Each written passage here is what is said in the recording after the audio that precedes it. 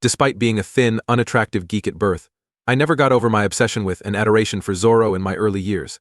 I revered both of his audacious bravado, ability to use a bullwhip. I desired to resemble him. I wasn't even half as cool as Don Diego, in all honesty. I was at the back of the lengthy queue, 23 years old, to get into Comic-Con. San Diego has an annual comic book convention. I had traveled from Los Angeles via rail. At least 100 people dressed in various costumes from TV shows and movies crowded the train. Demonstrate your ability to visualize. I was in front of it, a female dressed as Princess Leia in a slave outfit, and behind a couple dressed as Superman and Supergirl in the convention center ticket queue. That displayed an incredible physique. Her attire was realistic except for the fact that she was extremely tall and blonde. More beautiful than Carrie Fisher, who was equally stunning, in my opinion. Naturally, I had on a Zorro costume, complete with a long leather bullwhip, and a Zorro-styled haircut, cape, mask, and hat. I was asked by Princess Leia how long I believed the queue to be. I laughed back at her, to parsecs. A parsec really measures distance, although Han Solo in the movie Star Wars says it measures speed. Princess Leia understood the distinction. We learned a lot about one another in the 2 hours it took for us to get in line to intercede. Everyone snaps pictures of each other at Comic-Con, and we like to pose for pictures. We rode the train back that evening after spending the entire day together at the convention. Los Angeles, along with hundreds of other conference goers, the most of them were decked up in costumes of one kind or another. We were seated between stormtroopers and Jedi Knights, as I feigned to try to call a ceasefire. We were both tired and Enid slept with her head resting on my shoulder. Enid was employed in the Graduate Research Library at UCLA. This was the most sexually exciting time of my life. I was a geek at UCLA doing an MBA in computer sciences. I thought I would never be able to live a life with a person this beautiful and amazing, therefore I never wanted the train voyage to end. Up until the train's halt at Union Station, Enid dozed. When she woke up, she told me that she felt comfortable enough to go to sleep in the arms of a guy as courageous and powerful as Zorro, and she kissed me on the cheek. I was ecstatic. She recommended that on Tuesday, once we've healed, we get together for lunch at the UCLA cafeteria. I was so happy from this weekend that I was unable to say the words yes, but all I could do was nod. After exiting the station, we strolled hand in hand across the parking lot to our automobiles. We went on dates, got married, and had kids. About 10 years later, during one of our transfers to a new home, my Zorro suit went missing. My wife wasn't bothered, but it crushed my heart. It was an indication, according to my wife, that I needed to mature. I was not in agreement. What does it matter if I'm a responsible adult who has a full-time job, am a father to my 2 boys, and occasionally likes to dress up as Zorro? I once attempted to get intimate with my wife when I was costumed like Zorro, but the moment was marred by her laughing. Sometimes people think I've never grown up and label me immature. Even if they could mean it as a slight, I always interpret it positively. Who in heavens desires to mature? Nothing nice comes with becoming older except for Medicare, Social Security, and in my family, back discomfort and arthritis. That is, until you're old enough to drive and drink. I suppose my wife was first drawn to me because of my extreme immaturity. Since I didn't have any money, it wasn't mine. Even though I was now making a fair living as the regional manager, I wasn't making a fortune. Of the Best Buy Geek team, but up until lately I could always make her chuckle. As a pharmaceutical representative, my wife frequently traveled for work or, as she put it, business. She dealt with rich physicians every day, and I felt uneasy. I could see myself slipping away. She kissed me shut when I brought it up, putting a stop to my worries for the time being. I was still cute till I was in my late 20s. With my aging, I was so unremarkable that, by 40, I was almost invisible. Gray fringe. But after her 20s, my wife got more beautiful every year. She was a stunner, still taking my breath away, and presumably in her early 40s. That of Mr. Charles Sands, the spouse of her closest friend. Charlie had a full head of hair, muscles atop muscles, and was 10 years younger than me. I noticed a spark when our 2 families went on a Labor Day picnic together, that they made no attempt to conceal between them. Charlie's spouse Estelle also observed this and remarked, rather jokingly, that we should keep a watch on them too. She was obviously not joking. He was clearly bigger than me in terms of muscle, and they were partners in the gym. Larger than his brain as well, and he was constantly trying to outdo me. He bought a 54-inch TV the week after I got a 45-inch one. He bought a Toyota Camry the week after I bought a Toyota Corolla. Recently, my wife said, her eyes distant, that I ought to work out an A. Charlie is liked by Jim. Charlie is able to perform 50 push-ups or more. No, but I can count to 10 without using my fingers, unlike Charlie. I was concerned with the way you and Charlie were getting too close at the picnic. For a few months, I sought to distance myself from Charlie and his family. My spouse kissed me and assured me there was nothing to be concerned. I was feeling better. I had faith in my spouse, but as President Reagan famously stated, believe but check, she continued by saying that I wouldn't be allowed to direct her or tell her who to see or how to behave in any manner with her. I was aware of my problems. My recently installed house Ring doorbell camera alerted my cell phone at work that someone was at my front door 1 week later on a Tuesday at precisely 11 a.m. It was none other than Charlie. After my wife unlocked the door, they vanished inside. I drove home after telling my employees I was having an early lunch. When I arrived there, I had no idea what to do that wouldn't put me in jail or worse. Charlie has far more strength than I did in a hospital. I chose to play it cool. I put 4 flat tires on Charlie's vehicle and headed back to the office. I reasoned that if he was even partially intelligent, he would understand and leave my wife alone. It seems that my expectations regarding his intellect were too high. There were no signs from my wife that anything strange was happening. She wasn't particularly passionate in bed, but she hadn't been for a few months. I examined her phone. I'm a checking expert, and I didn't find anything that would implicate her. I have to use a smartphone for work. I did discover some brand new, sensual red bras and underwear in her wardrobe, but they had never been worn for my enjoyment. I attempted to renew our romance by taking her away for a romantic weekend in Santa Barbara, but she refused, saying she had too much work.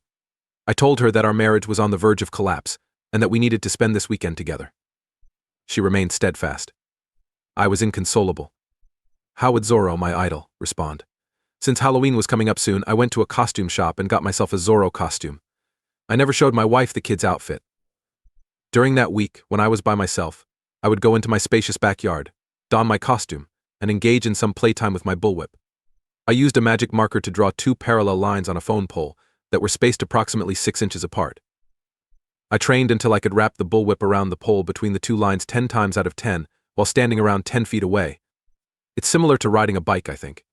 You never lose sight of how some irate guys I can decompress by striking a punching bag. When life gave me a terrible hand or an unfaithful wife, I vented with a bullwhip. I had no idea what to do. I made an effort to become my inner Zorro. Once more, I pondered over what Zorro might do. He was certain that he wouldn't take this lightly. I had to emulate him as he was a man of action. I was becoming thrilled even though I was already furious. Charlie appeared at my front door the following Tuesday at 11 a.m. in the pouring rain. I superglued his old pickup truck's windshield wipers and door locks. He would certainly comprehend the circumstances now. He didn't. Naturally, my wife wasn't feeling well and had a headache that evening. And I really wasn't in the mood to sleep with a lady who had just done a dozen other ladies this year for sex with a gym rat. His body, and now hers, was a laboratory of pathogens and illnesses, none of which I want to experience. Snatch. I should have gone up to her. However, I was unable to. I resisted to initiate the conversation since I knew that would make me cry. Before her, I was spending enough time sobbing by myself. My wife informed me that evening that she was heading out with her pals for a girls' night out. Halloween fell on a Saturday. With this mint, I had a gut feeling. My marriage was ended, but I still needed my retribution. I was a resentful, vindictive geek. Even if I'm a nerd, I would never hurt my wife, even if I was tempted to, but Charlie Boy was another thing. I was going to blow up the moderate lovely with a thermonuclear blast of rage. I came up with a scheme deserving of my hero's arrow. I got a black electric bike in secret for cash, and it can go up to 25 mph, which is roughly as fast as a car can go in our city most of the time. The bike was far less expensive than hiring a private eye. For her Halloween party, my wife dressed up as Little Red Riding Hood for her girls' night out. My spouse desired for me to be unaware of her whereabouts. She left her car and cell phone at home and took a ride with a buddy since she knew how tech-savvy I was. It's possible that she assumed I had placed a GPS tracker on her vehicle. She possessed some intelligence. I had on 2 shirts and 2 slacks. The outer ones, which matched my Zorro costume, were black. I had my saddlebag packed with Zorro, my whip, cape, and mask. On my new bike, which I called, I followed my wife's friend's automobile that Saturday night. Hurricane. Zorro's horse was also known by the moniker Tornado. Though Diablo would have been a better name, however, you don't dispute with the fox Zorro. I had to slow down on my bike to avoid passing her friend's automobile because of the heavy traffic.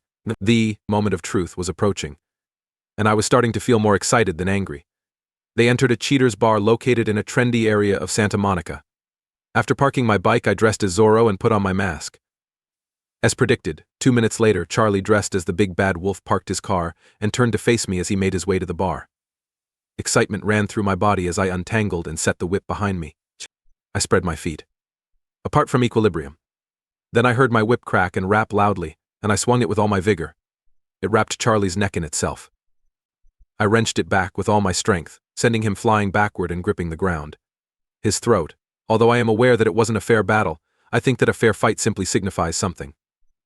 Your strategy is incorrect, particularly if your opponent is a heavyweight who can put on a show. You into the dust. I approached him, unwrapping my whip from around his neck as he choked and attempted to grasp. I gave him a strong kick to the ribcage after punching him in the solar plexus with his breath.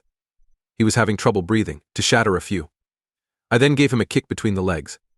For a long time, I wanted to make sure he wouldn't have any personal relations with my wife. I took out my pocket and took out a black permanent magic marker while he lay there groaning in anguish. I made a big Z on his forehead with my left hand. He would need to clean it off for at least a week. Though it was naive and immature, it was the most exciting time of my dull life as Mr. Nice Guy. I got what I deserved for being called a cuck. In reality, I was a fearless outlaw, much like Guy Williams from TV Zorro. I remained silent, so my voice could not have identified me. In less than a minute, I had freed myself from the constant torment he had given me for 2 months. Surprisingly, my sense of humor and self-respect had supported my pride. I hurried quickly back to my bike and rode off into the nightmare, laughing my ass off. Singing to myself the theme song from the TV show from the 1950s, the full moon shone brightly. I was just like Zorro when he made the Z sign. Throwing away my magic marker, whip mask, helmet, outer black trousers, black shirt, and cape in many trash on the way home hurt my heart. I was not allowed to have proof of my guilt in my home. The bike was parked a few blocks away. My fingerprints were removed, but I didn't lock it. I anticipated that it would be taken in an hour. To make it impossible for anybody to show that I was aware of the affair, I switched out the Ring doorbell for a traditional one. When my wife came home, I acted stupid, and she yelled, "I know it was you," at me. After running up to our bedroom and packing a suitcase while berating me non-stop, she departed. 4 police officers arrived at my residence the following morning with a search warrant. The attractive, slender female officer, approximately 10 years younger than me, with blonde hair styled in a pixie cut reminiscent of the 1950s, read aloud the authorization that they were granted by the warrant. Seek out A. Black electric, black pants, shirt, black cape, black mask, black helmet, and black bullwhip. She laughed at her at that point and broke up. I chuckled with her and inquired as to whether this was a joke, whether they were indeed police, and whether Sergeant Garcia was one of them. They watched older TV series than I did, but they were too young to know who Garcia was. Via cable, I looked around for a camera crew and inquired if we were on some reality TV program. They only conducted research on curses before leaving and apologized to me.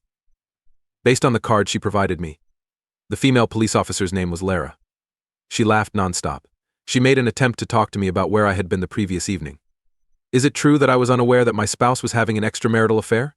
I sat there looking surprised and gaping open while maintaining complete silence. I resisted her deception. A cop is always going to be a cop. The majority of offenders are unable to hold their tongue and talk their way into prison. Ask Martha Stewart, please. My wife sent me the divorce papers before the end of the week, along with a temporary restraining order that forbade me from being within 500 feet of her or Charlie. I refused to pay alimony since she made roughly 20% more money than I did. She had to travel frequently for business, so I was granted primary custody of our adolescent children, along with a little amount of child support. I felt guilty for not telling Charlie's wife the whole truth about my wife and her husband. It made no difference. After running off together, Charlie and my wife fell deeply in love, and remained that way for over 6 months before calling it quits. I can only image how devoted 2 cheats would be to each other. I never found out why. Alternatively, she may have instructed him to count as she held his hands and fingers behind his back. 11. I asked her out on the phone with Laura, the adorable police officer who executed the search warrant. A time slot. Her elder sister Adrienne, a legal secretary who enjoyed dressing up as Batgirl for Halloween, offered me her phone number but graciously rejected. We found out on our first date that we were big fans of Jim Carrey, Pee Wee Herman, and the Three Stooges. We were also both opera buffs.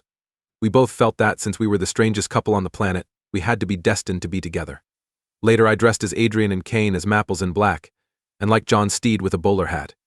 From the old TV series The Avengers, a patent leather leotard. I proposed to her when we were traveling to Comic-Con. I could not take the chance of dressing up as Zorro since the statute of limitations was still in effect. We were there with Adrian's comp sister when I committed the crime of assaulting my ex-wife's boyfriend. Laura really asked me if I wouldn't mind dressing up as Zorro. I acted as though I had no idea what she was talking about. Adrian and I were married at Comic-Con the following year while wearing Batman and Batgirl costumes. My boys looked like the Riddler and the Joker. Dressed as Catwoman, Lara, Adrian's sister, was the matron of honor and a police officer. Lara, who is now Detective Lara, pulled when Adrian and I celebrated our 5th wedding anniversary. Setting aside myself, she informed me that I could safely tell her if I was Zorro since the statute of limitations had passed. Do you want to know if I'm that fearless outlaw who used a black magic marker to carve a Z on Halloween night? I was aware of it. We never revealed the details of the black Z on his forehead to the public, she replied with the biggest smile I had ever seen. You didn't have to. It was the talk of the town. I said to cover my ass. She went over to her husband, who was making jokes with Adrian. Lara put her arm around her husband and warned him to stop flirting with Zorro's wife. He was perplexed, but since my wife knew the whole story, she nodded in agreement with her sister. A week later, Lara came over to our house and gave me a box containing a new black cape, a black hat, a black mask, and a bullwhip. That evening, I made love to my wife wearing just the cape and mask. At the moment of climax, Adrienne removed my mask and yelled, "Santa Maria, you're really Don Diego, thank you for watching."